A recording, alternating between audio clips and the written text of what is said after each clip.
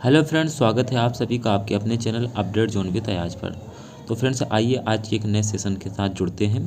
आइए स्क्रीन पर लिखा हुआ फर्स्ट क्वेश्चन फ्रेंड्स, निम्नलिखित में से कौन सा शब्द फ्रेंड्स भारत के संविधान अर्थात पूछ रहा है कि भारत के संविधान की उद्देशिका में नहीं है। तो पूछा कौन सा शब्द नहीं है, किसमें, उद्देशिका में। देखिए अगर फ्रेंड्स यहाँ पर बात की जाए संविधान की जो उद्देशिका है, क्या है उद्देशिका फ्रेंड्स। अगर संविधान की उद्देशिका की बात करूं फ्रेंड्स, उद्देशिका को ही फ्रेंड्स प्रस्तावना कहते हैं। क्या कहते हैं, प्रस्तावना। और आपको बता दूं फ्रेंड्स कि संविधान की प्रस्तावना में अभी तक केवल एक बार जो है फ्रेंड्स संशोधन किया गया था, वो 1951 में। ठीक है फ्रेंड्स। और अगर बात किया जाए जो संविधान की उद्देशिका, इसको प्रस्तावना भी कहते हैं। और फ्रेंड्स 1976 में, कब, 1976 में, यानी कि केशवानंद भारती बनाम के तहत फ्रेंड्स 1976 में 42वें संविधान संशोधन के अंतर्गत 3 शब्दों को जोड़ा गया था। कब तो बताएंगे 1976 में। समाजवादी, धर्मनिरपेक्ष, और फ्रेंड्स एक था आपका अखंडता, जिसको प्रभुता संपन्न कहते हैं, या फ्रेंड्स इसको क्या कहते हैं, अखंडता। क्या कहते हैं, अखंडता। तो इन 3 शब्दों को जोड़ा गया था। तो पूछा कौन सा नहीं जोड़ा गया था, तो फ्रेंड्स बताएंगे लोक कल्याण को। ठीक है फ्रेंड्स।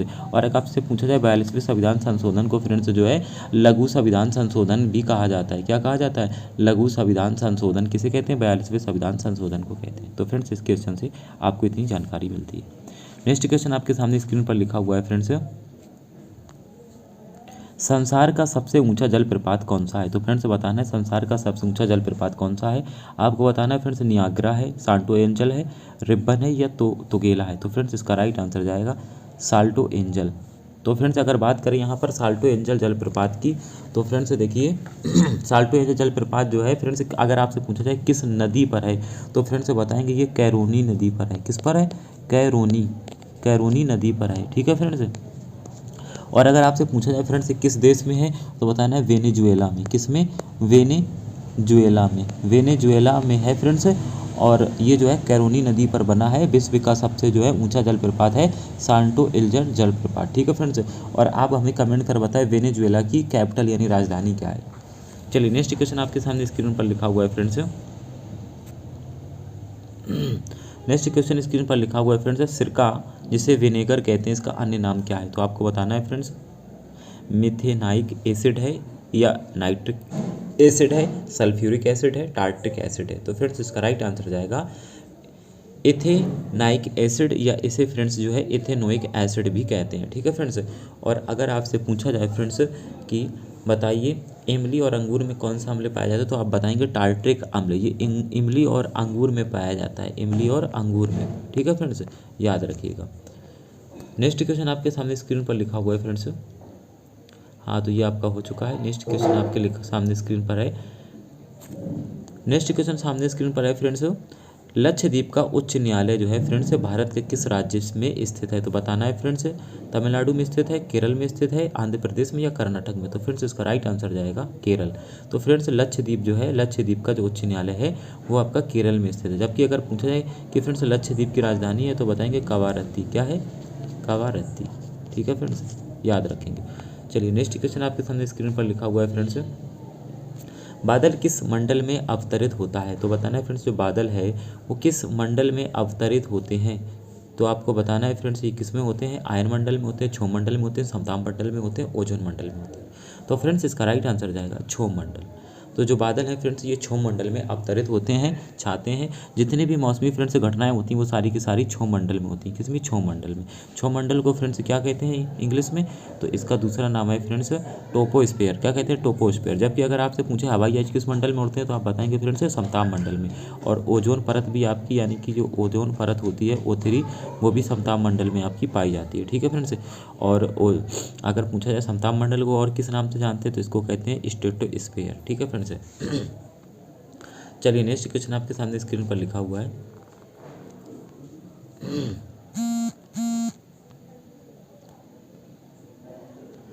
नेक्स्ट क्वेश्चन आपके सामने स्क्रीन पर लिखा हुआ है फिर से, रेगुड़ मृदा को किसकी लिए सर्वाधिक उपयुक्त होती है? तो फ्रेंड्स आपको बताना है रेगुड़ जो मिट्टी होती है किसकी लिए सर्वाधिक उपयोग होती है? मूंगफली के लिए, कपास की खेती के लिए, तंबाकू खेती के लिए या गन्ना की? तो फ्रेंड्स इसका राइट आंसर जाएगा कपास की खेती के लिए रेगुड़ मिट्टी जो होती है फ्रेंड्स ये सर्वाधिक उपयुक्त होती है। अब फ्रेंड्स बात करें किसकी, यानी कि इसकी रेगुड़ मिट्टी की। रेगुड़ मिट्टी में फ्रेंड्स कपास और आपकी जो है सूरजमुखी की, किसकी?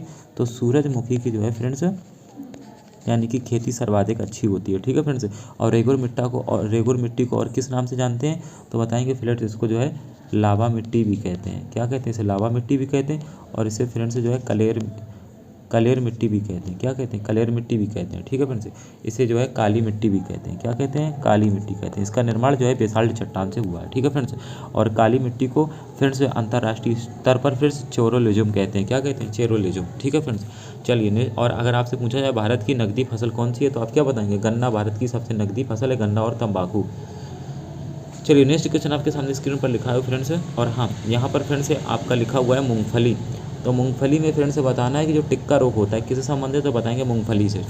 नेक्स्ट क्वेश्चन आपके सामने स्क्रीन पर लिखा हुआ है फ्रेंड्स, निम्नलिखित में कार्बनिक अम्ल कौन सा है? तो फ्रेंड्स बताना कार्बनिक अम्ल कौन सा है? हाइड्रोक्लोरिक अम्ल है, नाइट्रिक अम्ल है, एसिटिक अम्ल है या सल्फ्यूरिक अम्ल है? तो फ्रेंड्स इसका राइट आंसर क्या जाएगा?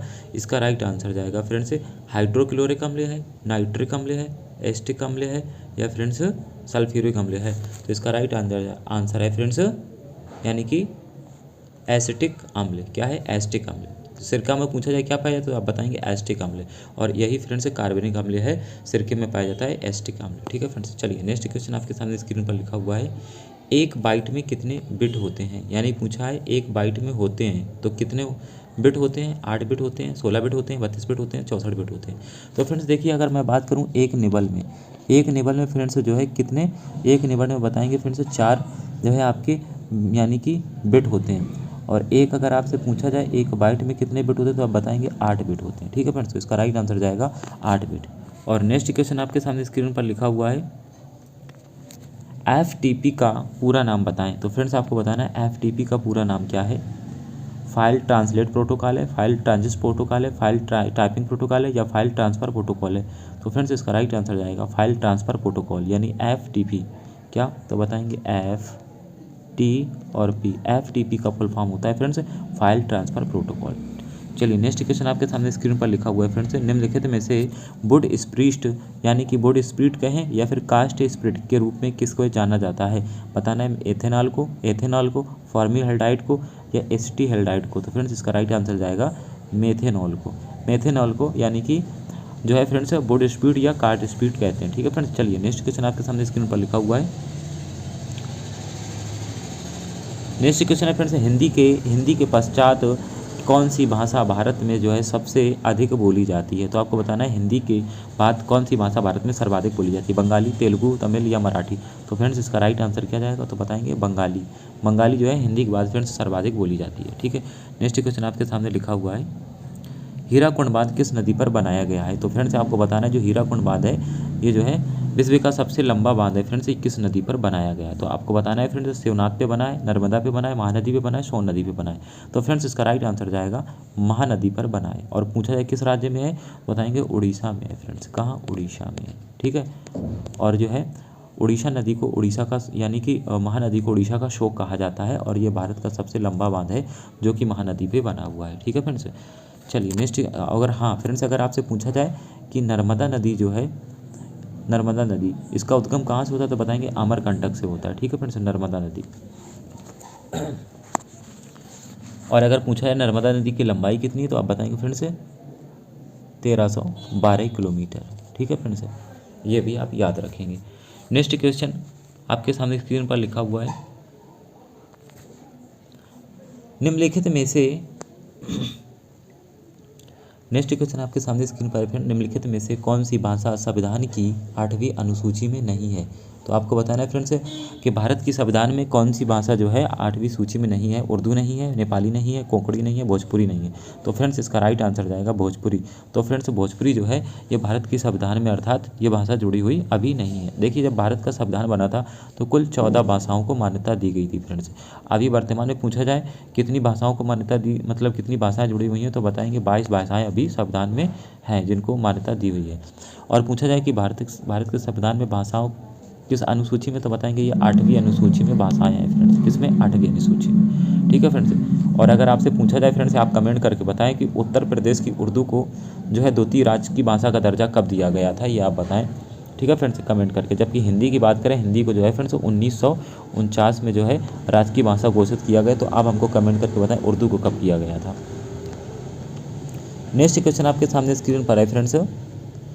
एल्युमिनियम बनाने के लिए कौन से मुख्य खनिज का उपयोग किया जाता है? तो फ्रेंड्स आपको बताना है कौन सा खनिज का उपयोग किया जाता है एल्युमिनियम बनाने के लिए।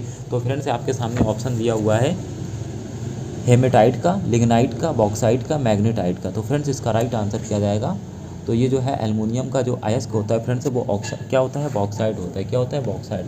और अगर आपसे फ्रेंड्स अगर एल्युमिनियम से क्वेश्चन पूछे जाएंगे कि पर्यावरण मित्र धातु किसे माना जाता है, पर्यावरण मित्र धातु किसे माना जाता है, तो आप बताएंगे फ्रेंड्स एल्युमिनियम को माना जाता है।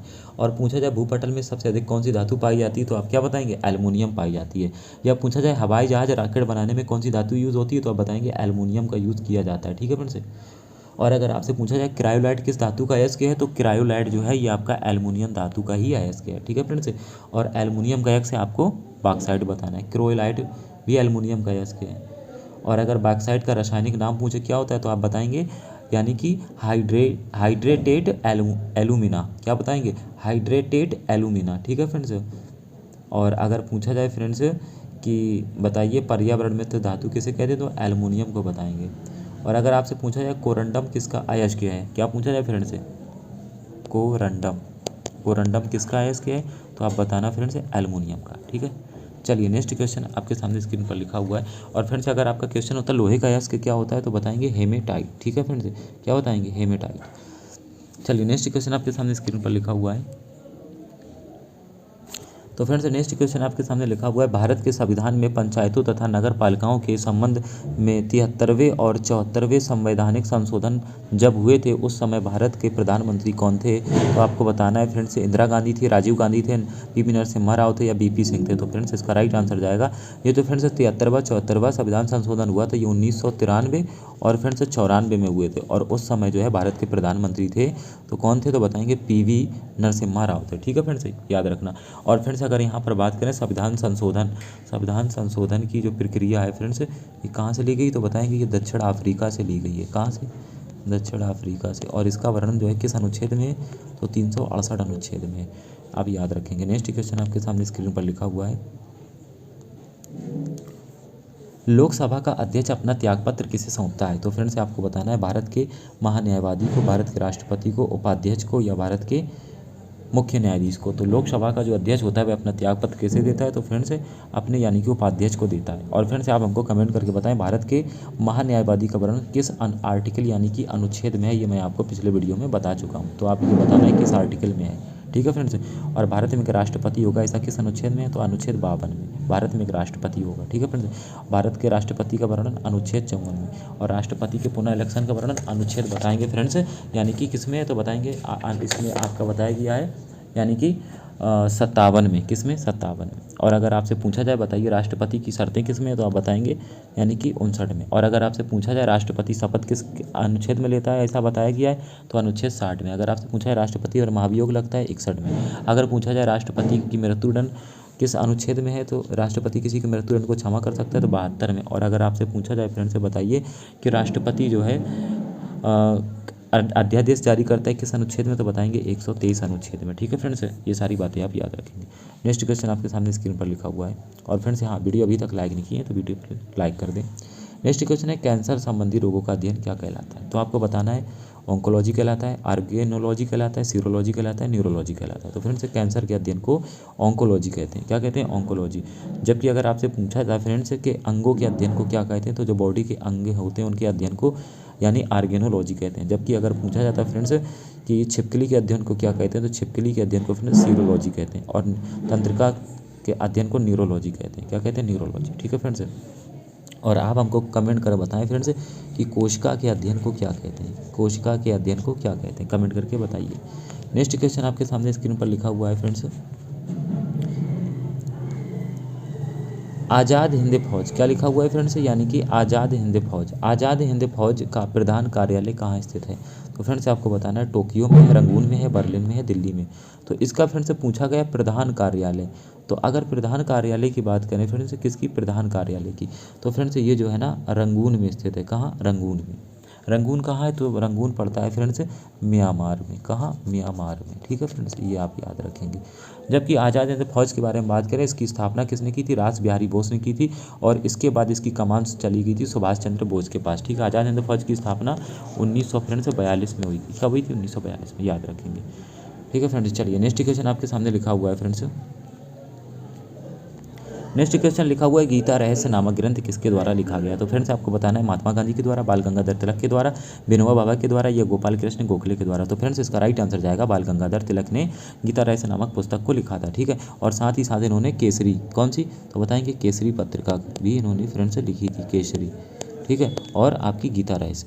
बाल गंगाधर तिलक का मूल नाम क्या है? तो केशव है। ठीक है, और फिर से बाल गंगाधर तिलक की बात करें फिर तो इन्होंने जो है लखनऊ अधिवेशन में एक जो है अर्थात कथन दिया था, स्वराज हमारा जन्मसिद्ध अधिकार है, मैं इसे लेकर ही रहूँगा। ठीक है फ्रेंड्स, और वैलेंटाइन सिरोनी ने भारत का अशांति का जनक भी कहा है।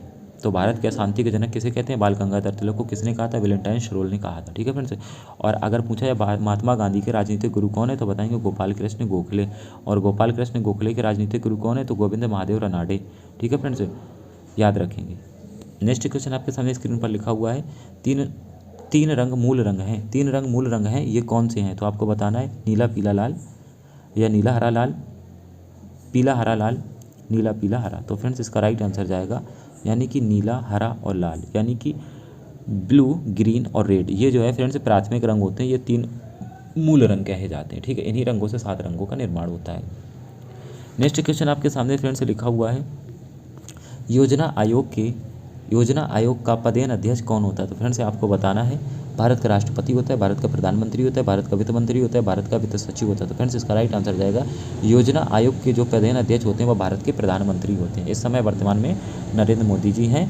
और अगर पहले पूछा जाए योजना आयोग का अध्यक्ष कौन था, तो बताएंगे जवाहरलाल नेहरू। और फ्रेंड्स योजना आयोग को अब बदल कर फ्रेंड्स क्या कर दिया गया है, तो इसका नाम बदल कर दिया गया है फ्रेंड्स, यानी नीति आयोग। क्या कर दिया गया है? तो इसे नीति आयोग कर दिया गया है। ठीक है फ्रेंड्स, और नीति आयोग की स्थापना 1 जनवरी यानी कि 2015 में इसको रिप्लेस कर दिया गया। ठीक है फ्रेंड्स, याद रखेंगे। नेक्स्ट क्वेश्चन आपके सामने स्क्रीन पर लिखा हुआ है, गोल्डन गर्ल पुस्तक को किसने लिखा है? तो आपको बताना है गोल्डन गर्ल पुस्तक के लेखक कौन है। बताना है सुनील गावस्कर हैं, पीटी उषा है, सचिन तेंदुलकर है, मल्लेश्वरी हैं। तो फ्रेंड्स इसका राइट आंसर जाएगा पीटी उषा। पीटी उषा ने फ्रेंड्स जो है गोल्डन गर्ल नामक पुस्तक लिखी है। अब फ्रेंड्स यहाँ पर बात है किसकी, पीटी उषा। इनको जो है उड़न परी के नाम से भी जाते हैं फ्रेंड्स। इनका उपनाम क्या है, तो बताएंगे उड़न परी किसे कहते हैं, तो पीटी उषा को कहते हैं। जबकि फ्रेंड्स अगर यहाँ पे बात करें सुनील गावस्कर की, इनकी पुस्तक कौन कौन सी, तो आप बताएंगे फ्रेंड्स सनी डेज। कौन सी, तो बताएंगे सनी डेज। सनी डेज के साथ साथ एक इनकी पुस्तक है फ्रेंड्स स्ट्रेट ड्राइव। क्या नाम है, तो बताएंगे स्ट्रेट ड्राइव। ठीक है, और एक इनकी पुस्तक का नाम है फ्रेंड्स आइडल। क्या नाम है, आइडल्स। तो ये तीनों पुस्तकें किसकी हैं, सुनील गावस्कर की। अगर आपसे पूछा जाए फ्रेंड्स कि प्लेइंग इट माई वे, क्या पूछा जाए फ्रेंड्स, प्लेइंग इट माई वे पुस्तक किसकी है, तो बताएंगे फ्रेंड्स सचिन तेंदुलकर की। ठीक है फ्रेंड्स, याद रखेंगे। नेक्स्ट क्वेश्चन आपके सामने स्क्रीन पर लिखा हुआ है फ्रेंड्स, तानसेन का मकबरा कहाँ स्थित है? तो आपको बताना है तानसेन का मकबरा कहाँ स्थित है, उज्जैन में, बलिया में, ग्वालियर में, औरंगाबाद में। तो फ्रेंड्स इसका राइट आंसर जाएगा मध्य प्रदेश के ग्वालियर में तानसेन का मकबरा स्थित है। जबकि तानसेन जो है फ्रेंड्स ये अकबर के दरबार में रहता था, यानी अकबर के दरबार का एक संगीतज्ञ था। ठीक है फ्रेंड्स, और मध्य प्रदेश सरकार जो है अर्थात तानसेन के नाम से तानसेन पुरस्कार भी देती है हर वर्ष, और इनका मकबरा ग्वालियर में स्थित है। ठीक है फ्रेंड्स, और अगर पूछा जाए औरंगाबाद में, तो फ्रेंड्स महाराष्ट्र के औरंगाबाद में बीबी का मकबरा स्थित है। किसका, बीबी का मकबरा। ठीक है, औरंगजेब की पत्नी का बीबी का मकबरा, राबिया दुरानी का मकबरा औरंगाबाद में। चलिए फ्रेंड्स, नेक्स्ट क्वेश्चन आपके सामने स्क्रीन पर लिखा हुआ है, पीटी उषा की आत्मकथा का नाम क्या है? तो फ्रेंड्स मैंने अभी आपको बता दिया, ये जो है पी.टी. उषा की आत्मकथा का क्या नाम है, तो बताएंगे गोल्डन गर्ल। क्या बताएंगे, गोल्डन गर्ल। नेक्स्ट क्वेश्चन आपके सामने स्क्रीन पर लिखा हुआ है फ्रेंड्स, क्या लिखा हुआ है, खगोलीय इकाई किसे कहा जाता है, तो आपको बताना है फ्रेंड्स, पृथ्वी और सूर्य के बीच की दूरी को कहते हैं, पृथ्वी और चंद्रमा के बीच की दूरी कहते हैं, बृहस्पति और सूर्य के बीच की दूरी कहते हैं, बुध और सूर्य के बीच की दूरी को कहते हैं। तो फ्रेंड्स जो खगोलीय इकाई होती है यह फ्रेंड्स पृथ्वी और सूर्य के बीच की दूरी को कहते हैं। किसको कहते हैं, पृथ्वी और सूर्य के बीच की दूरी को फ्रेंड्स कहा जाता है। फ्रेंड्स कैसा लगा कमेंट कर जरूर बताएं। थैंक्स फॉर वॉच, मिलते हैं एक नई वीडियो में।